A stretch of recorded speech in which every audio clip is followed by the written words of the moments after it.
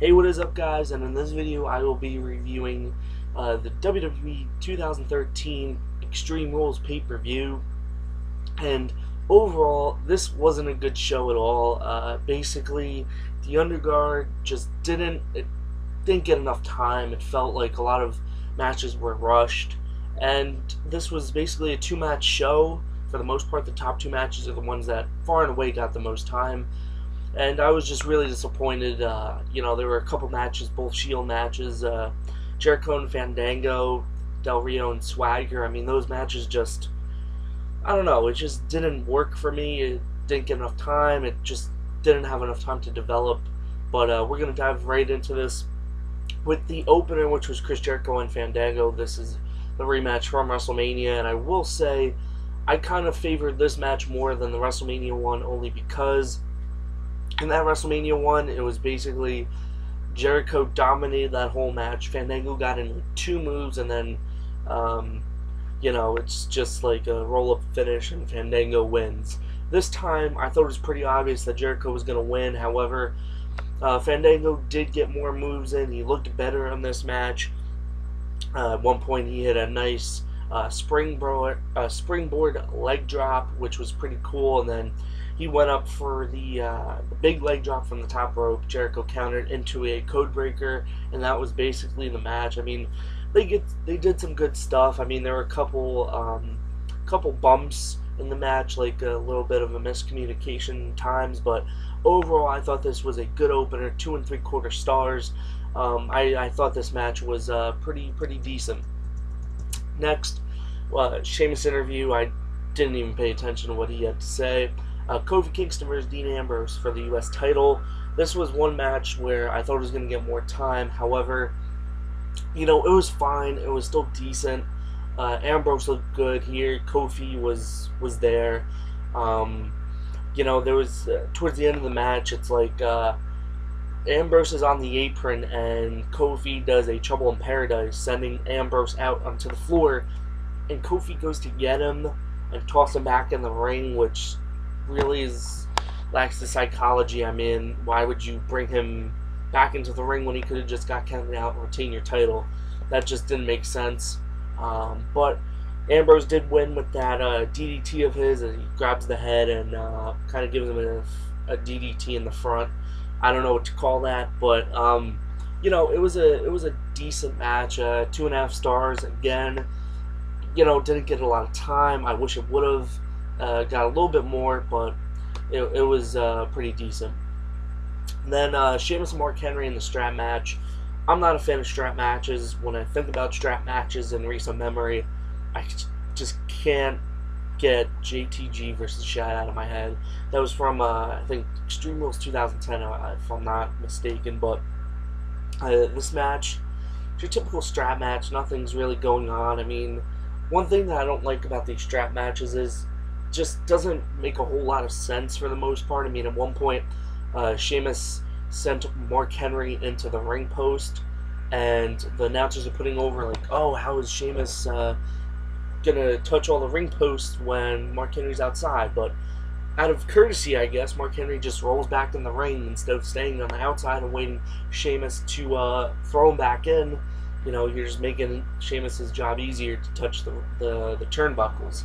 But for this match, they had lights whenever what was it? I think if Mark Henry touched it, it would be like green. No, it would be red, and if Sheamus touched it, it would be green. I mean, these whole lights are like a new innovation for the strap match. But I don't like strap matches. I didn't think this was all that good of a match.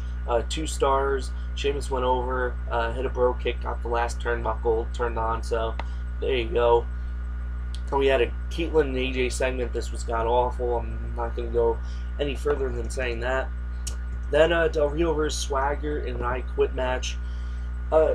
Something about this, just didn't work for me. It just, nobody cared about it. I felt like everybody just wanted to see Ziggler wrestle in this match and have that ladder match that was supposed to be on. But, I mean, it's whatever.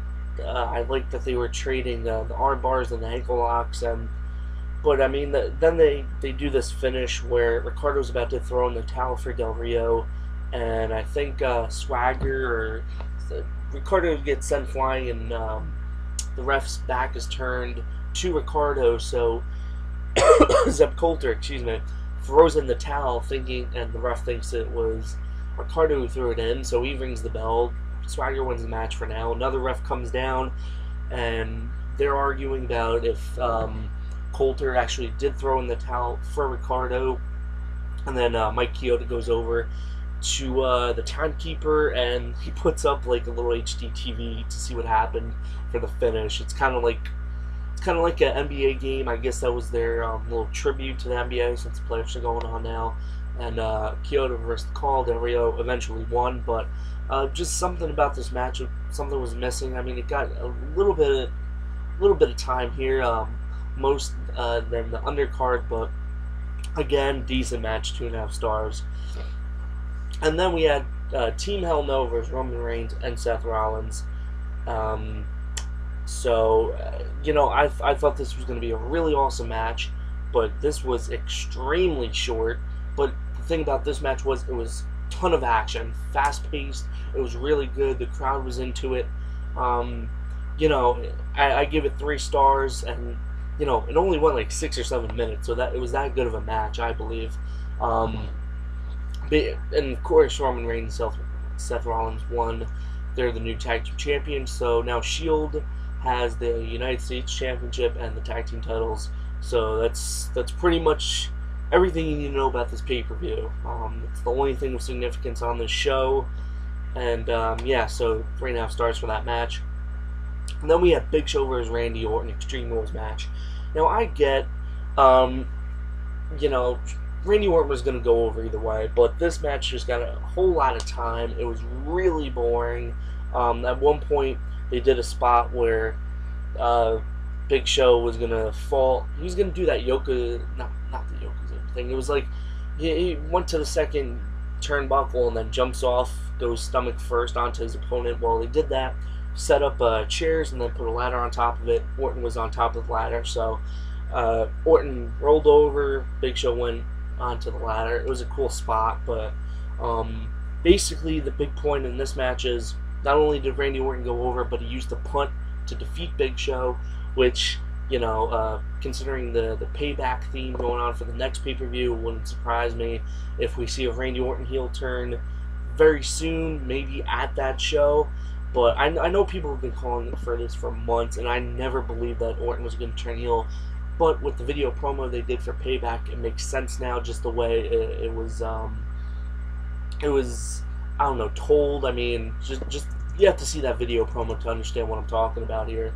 But it just felt like they're building to a big Randy Orton heel turn. But the match itself, Big Show versus Orton, 2.25. I mean, just really boring for the most part. I mean, that's most Big Show matches, but they had a couple cool spots to check out, but yeah. Then we had Cena versus Ryback. Now, I was really enjoying this this match. It was last man standing match for the WWE Championship. I was really enjoying this match. You know, I didn't think it was going to be all that good, but it definitely surpassed my expectations until the finish, which I'll get to in a second. But Ryback and Cena were killing each other. I mean, doing a bunch of moves.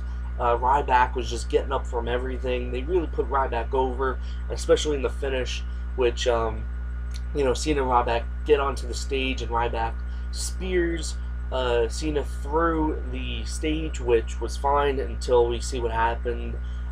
We get a camera shot backstage, and Cena is on, like, perfectly, you know, laid out on some kind of steel thing, and, you know, the referee doesn't count or anything, but Ryback gets to his feet and walks away. Cena is stretchered out. My question is, why wasn't the ref counting? Ryback should realistically be the WWE champion right now, but they ruled this a no contest, and that's what really pissed me off. It just doesn't make sense when, I mean, it would have been fine if Ryback was stretchered out or something. I get why it wasn't, you know, to make him look strong, but at the same time, when you do that kind of finish, it looks stupid because the ref wasn't counting. When this is a last man standing match and Ryback stands up and walks away and Cena is left stretchered out, just, I don't know, that lacks logic in my opinion. So, but I liked this match. I thought it was the match of the night. 3.25 stars though. It was gonna be much better, but they do that finish and then they show what happens after the match. It just left a real bad taste in my mouth. So let me go on to the main event of Triple H versus Brock Lesnar in a steel cage.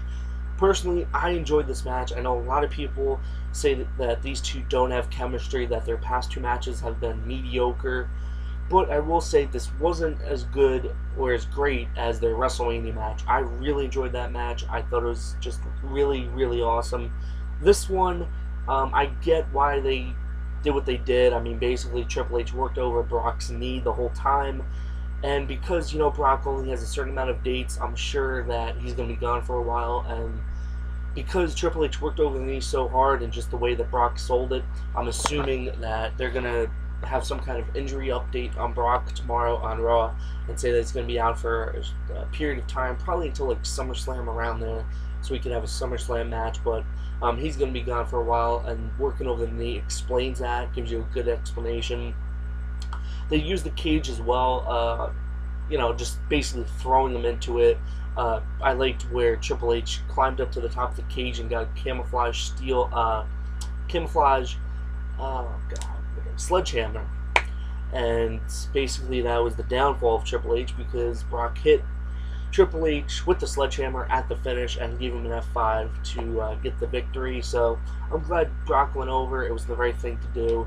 But of course, like SummerSlam, you have Triple H in the closing moments of the pay-per-view walk out, which, you know, I mean, it wasn't really necessary. You could have put the show off the air with Brock celebrating on the top of the stage, but, you know, whatever. The match itself, I thought it was good. I gave it 3.25, but I kind of enjoyed John Cena versus Ryback a little bit more, which is quite surprising.